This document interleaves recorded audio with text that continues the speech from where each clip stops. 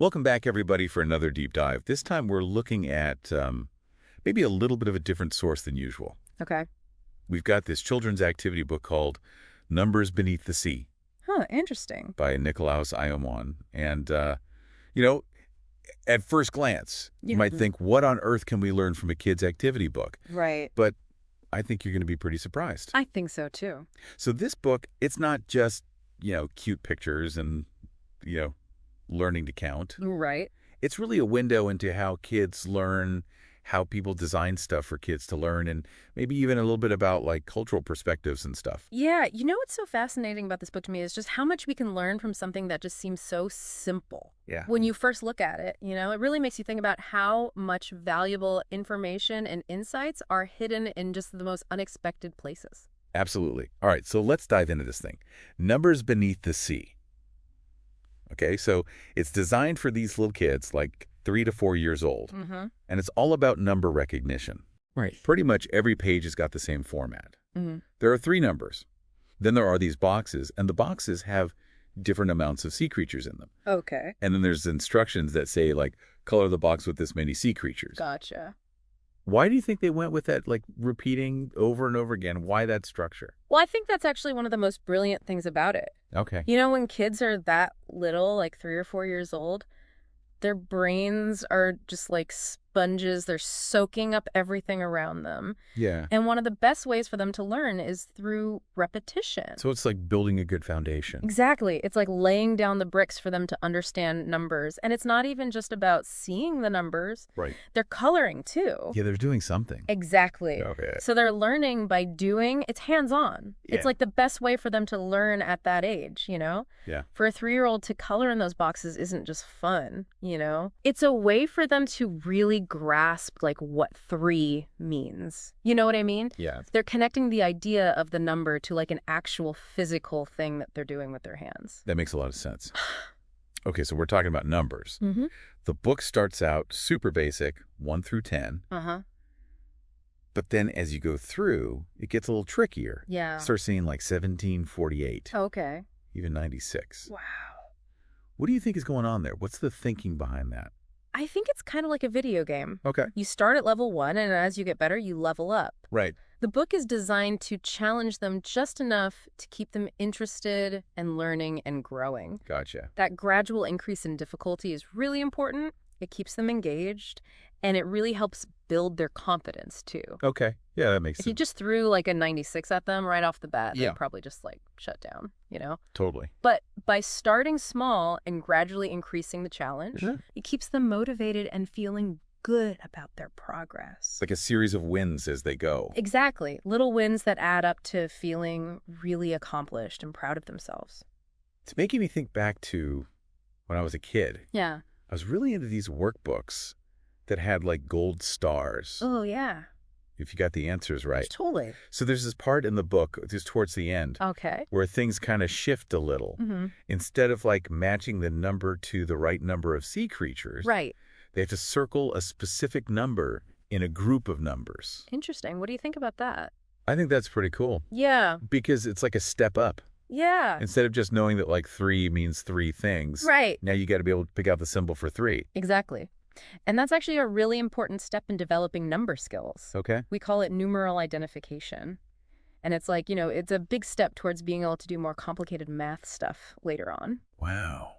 So a lot of thought went into making this thing. A lot of thought. Yeah. Yeah. So we've got like that repetition to help kids remember. Right. We've got the hands-on coloring stuff. We've Yeah. got the difficulty going up little by little. Yeah. And then we've got this shift towards thinking about the numbers more abstractly. Exactly. And we can't forget about all the cute little sea creatures. Oh, yeah. We can't leave those guys out. They're not just there to look cute, Yeah. What do you think their role is? Why are they there?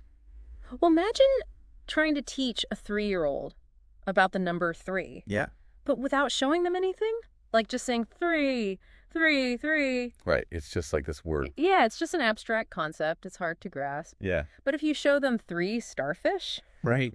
now that's something they can understand. Yeah. Those sea creatures, they give them something they can relate to. Mm-hmm. That helps them understand what the number means. So it's like a bridge between the numbers and the real world. That's a perfect way to put it.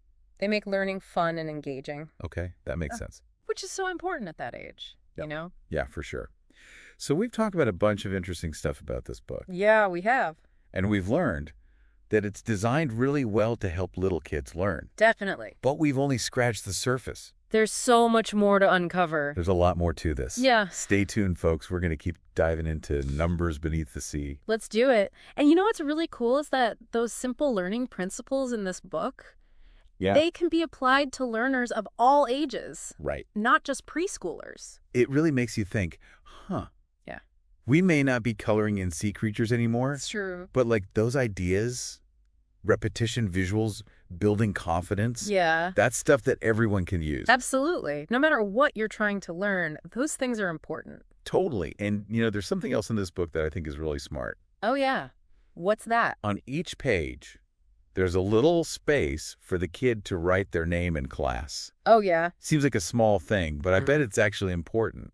It is. It's all about ownership, Yeah. It's telling the child, hey, this is your work. This is your book. Exactly. You're responsible for it. Oh, that's interesting. And for kids that age, like 3 or 4, developing a sense of autonomy is huge. Okay. It's not just about learning, it's about everything. That's true. It makes me think about how the book is designed for both home and school use. Right. It's like it's connecting those two worlds. Exactly. It's showing how a child's learning doesn't just happen in one place. It all fits together. Yeah. And the skills they're practicing in the book, number recognition, all that stuff. Right. That stuff they'll need in school and outside of school. Absolutely. Yeah. Okay, so we talked in the beginning about how this book could show us some cultural stuff. Mm-hmm. What are your thoughts on that? Well, even a simple activity book, like this is a product of the culture it came from. Oh, like yeah. why sea creatures? Yeah, why them? Maybe it's because the ocean is really important in the author's culture. Or maybe sea creatures are just a popular theme in kids' books where they live, It could be. And even the fact that there's so much coloring that tells us something, too, about how that culture values creativity and play. That's a good point. And what about that space for the kids' name in class? That could be about individuality and how much they value school. Right. Like even the little things can tell us a lot. Exactly. It's all there if you look closely enough. So we've talked about how well designed this book is and how it helps kids learn, but there's one more thing I want to touch on. What's that? The author, Nicolaus Iwano, he talks about wanting to boost kids' confidence. Right. How do you think this book does that? Well, I think it goes back to what we talked about earlier with the difficulty level. It starts easy and gets harder. Right. So kids can have those early wins. Yeah. Every time they color a box right or circle the correct number. Like a little victory. Exactly. It builds their self-esteem. It makes them feel smart. Yeah. And when kids feel good about themselves, Yeah. they're more likely to want to keep learning. That makes a lot of sense sometimes as adults. I think we forget how important that is. It's easy to get caught up in the pressure. Right. Like, we got to learn this hard thing. But this book reminds us that learning should be fun. Yes. It should be enjoyable.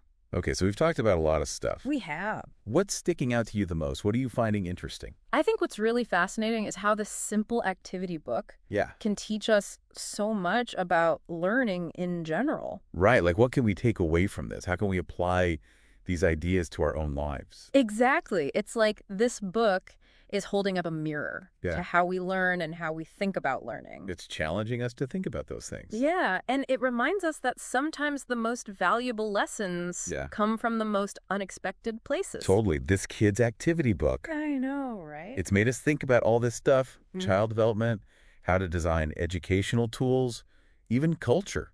It's amazing what you can learn if you just take the time to really look at something. All right, so let's move on to our final thoughts about Numbers Beneath the Sea. All right, so to wrap up this deep dive, let's kind of like summarize some of the things we've learned from Numbers Beneath the Sea. That's good. We started with what seemed like a pretty simple children's activity book. Right. Numbers, sea creatures.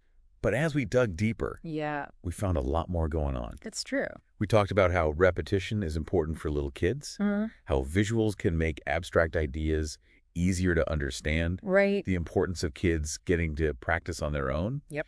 and how carefully choosing challenges can help kids feel good about themselves. Exactly. And what's really cool is that all of this stuff, Yeah. it's not just for little kids. Right. Like anybody can use these ideas to be a better learner. Exactly. It's a good reminder for all of us. Yeah. So as you go about your day, Think about these things. Yeah. What are the ways you learn best? Good question. What are the things that make you curious? Yeah. And how can you make learning fun and feel good about it? That's the key. Remember, learning should be like an adventure. It should be. It should be exciting. And who knows, maybe something you see today will spark a new deep dive for you. You never know what you'll find if you just look closely enough. That's the beauty of it. So we've come to the end of another deep dive. This one's been fun. Numbers Beneath the Sea. We learned a lot from this kid's activity book. I know, right? It was really thought-provoking. Thanks for joining us, everybody. Until next time. Keep exploring, keep learning, and keep diving deep.